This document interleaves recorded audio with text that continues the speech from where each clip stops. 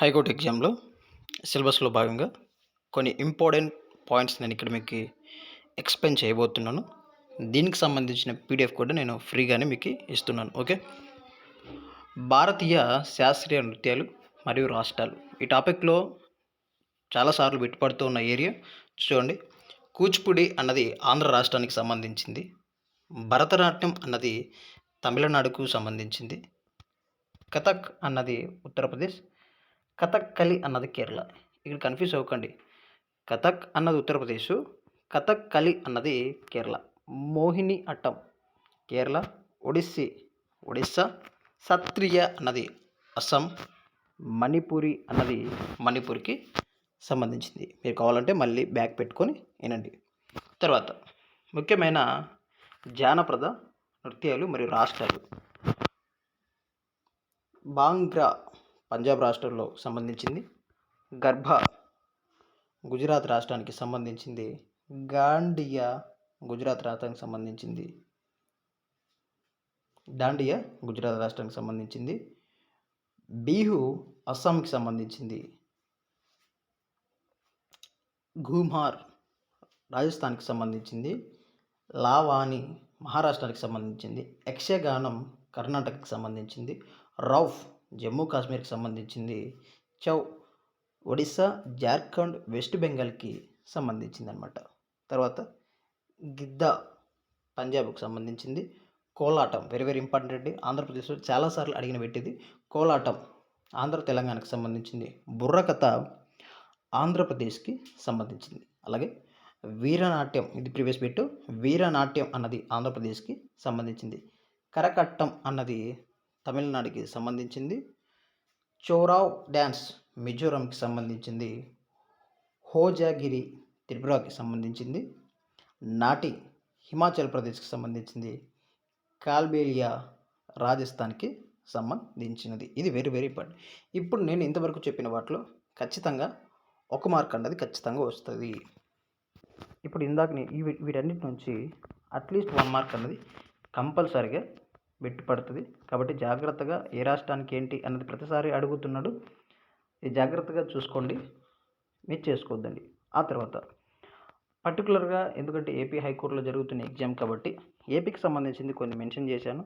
చూడండి. ఆంధ్రప్రదేశ్ ప్రత్యేక నృత్యాలు, కళారూపాలు ఇక్కడ ఇచ్చాను చూడండి క్లియర్గా. కళారూపం లేదా నృత్యం ప్రత్యేకత. కూచిపూడి ఇది శాస్త్రీయ నృత్యం. బుర్రకథ కథ చెప్పే జానపద కళ అయినట. వీరనాట్యం ఏ మతానికి సంబంధించిందని గతంలో అడిగాడు. వీరనాట్యం ఏ మతానికి సంబంధించిందని గతంలో అడిగాడు. జాగ్రత్తగా చూసుకోండి. ఇది శైవ సాంప్రదాయ నృత్యం. కోలాటం కర్రలతో చేసే జానపద నృత్యం. తప్పెటగల్లు కూడా గతంలో అడిగాడండి. తప్పెటగల్లు ఏ రాష్ట్రానికి సంబంధించింది అడిగాడు. ఓకే. డప్పులతో చేసే నృత్యం. తోలు బొమ్మలాట నీడ నాటకం అన్నమాట. దింసా గిరిజన నృత్యం. ఇది ఎక్కడ పర్టికులర్ అంటే అరకులోయ ప్రాంతంలో జరుగుతుంది. తర్వాత చెక్క భజన చెక్కలతో చేస్తారు. గరగలు గ్రామీణ జానపద నృత్యము. ఈ బ్రాకెట్ నుంచి 1 మార్క్ పడే ఛాన్స్ ఉంది. నేను ఇప్పుడు చెప్తున్న ప్రతి పాయింట్ ఇంపార్టెంట్. నేను మళ్ళీ చెప్తున్నా ప్రతి పాయింట్ ఇంపార్టెంట్. మీరు జాగ్రత్తగా చూసుకోండి. తర్వాత కూచిపూడి ముఖ్య సమాచారం ఏంటి అంటే జన్మస్థానం కృష్ణా జిల్లా అనమాట. గ్రామం కూచిపూడి. స్థాపకుడు సిద్ధేంద్ర యోగి. ఇది చూసుకోండి చాలా ఇంపార్టెంటు. ఎవరు స్థాపకుడు అంటే సిద్ధేంద్ర యోగి. ప్రసిద్ధ నర్తకి ఎవరంటే యామిని కృష్ణమూర్తి ప్రసిద్ధ నర్తకి. తర్వాత తోలు బొమ్మలాట. తోలుతో తయారు చేసిన ఆకృతులతో ప్రదర్శిస్తారు. వెనుక వెలుతురును ఉపయోగిస్తారు. భారతదేశపు పురాతన నీడ నాటక కళ.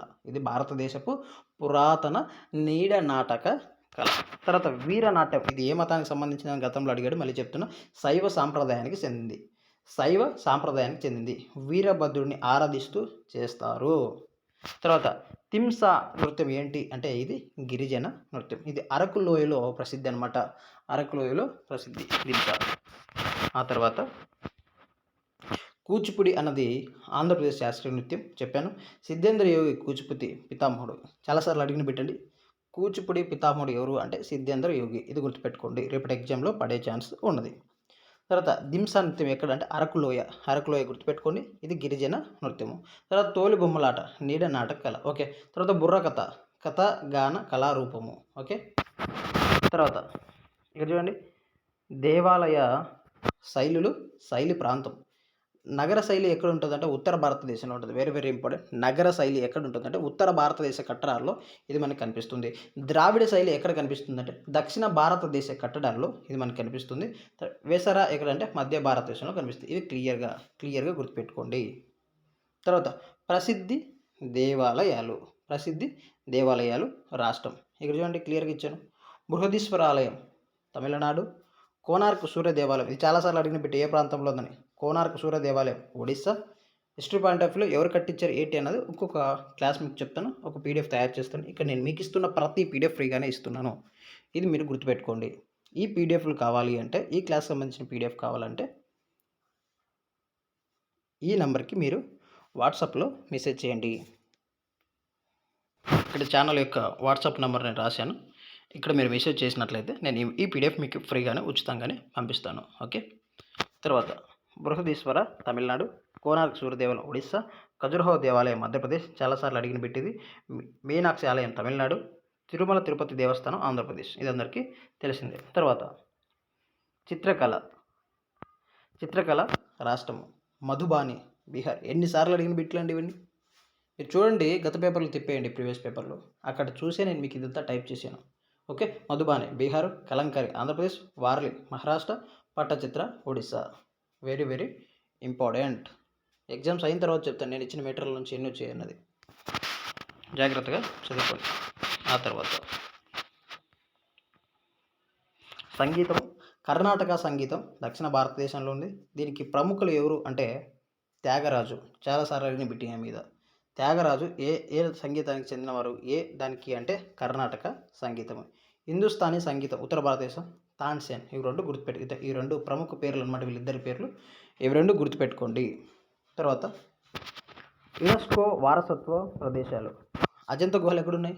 మహారాష్ట్రలో ఉన్నాయి. ఎల్లోరా గుహలు మహారాష్ట్రలో ఉన్నాయి. హంపి కర్ణాటక, మహాబలిపురం తమిళనాడు. ఇవి గుర్తుపెట్టుకోండి. ఇవి యునెస్కో చేత వారసత్వ కట్టడాలుగా గుర్తించబడినవి. ఇంకా మీకు ఇంపార్టెంట్ కొన్ని ఇచ్చిన చూడండి. బౌద్ధ మతం స్థాపకుడు గౌతమ బుద్ధుడు. జ్ఞానోదయం బోధగయ. మొదటి బోధన సారనాథ్ చిహ్నం ధర్మ చక్రము. తర్వాత ఇప్పుడు స్లోగా పెట్టుకొని వినండి. ఓకే. మీకు అంతా కంప్లీట్ అవ్వాలి అన్న పాయింట్ ఆఫ్ వ్యూ నేను కొంచెం స్పీడ్ చెప్తున్నాను. తర్వాత జైన మతం 24వ తీర్థంకరుడు మహావీరుడు. మొదటి తీర్థంకరుడు శుభనాథుడు చిహ్నం. వీటికి సంబంధించిన పూర్తి హిస్టరీకి సంబంధించిన క్లాసెస్ మన ఛానల్లో ఉన్నాయి, మీరు కావాలంటే అక్కడ చూడొచ్చు అనమాట. తర్వాత ఇక్కడ ఇంపార్టెంట్ అని పెట్టాను చూడండి. ఇక్కడ గుప్త యుగంలో గుప్త యుగాన్ని ఏమని చెప్తామంటే స్వర్ణయుగం అంటాం. అజంతా బౌద్ధ చిత్రాలు. ఎల్లోరా బౌద్ధ జైన సింధు గుహలు ఉన్నాయన్నమాట. లోతాల్ ఓడరేవుకు ప్రసిద్ధి. కూచిపూడి ఆంధ్రప్రదేశ్ శాస్త్రీయ నృత్యం. కలంకారీ ఆంధ్రప్రదేశ్లో చిత్రకళ. నగర శైలి ఉత్తర భారతదేశంలో కనిపిస్తుంది. ద్రావిడ శైలి దక్షిణ భారతదేశంలో కనిపిస్తుంది. తాన్సేన్ హిందుస్థానీ సంగీతకుడు. త్యాగరాజు కర్ణాటక అంటే దక్షిణ భారతదేశం. ఓకే. ఇదండి ఈ పీడిఎఫ్ ఎవరికైనా కావాలంటే వెంటనే నాకు మెసేజ్ చేయండి, నేను మీకు పంపిస్తాను. ఓకేనా. ఆల్ ది బెస్ట్ అండి. మంచిగా చదువుకోండి. రాబోతున్న హైకోర్టు ఎగ్జామ్లో మీరు సక్సెస్ అవ్వాలని మనస్ఫూర్తిగా కోరుకుంటూ ఫ్యూచర్ ఆఫీసర్ తెలుగు నుంచి మనస్ఫూర్తిగా కోరుకుంటున్నా. All the best.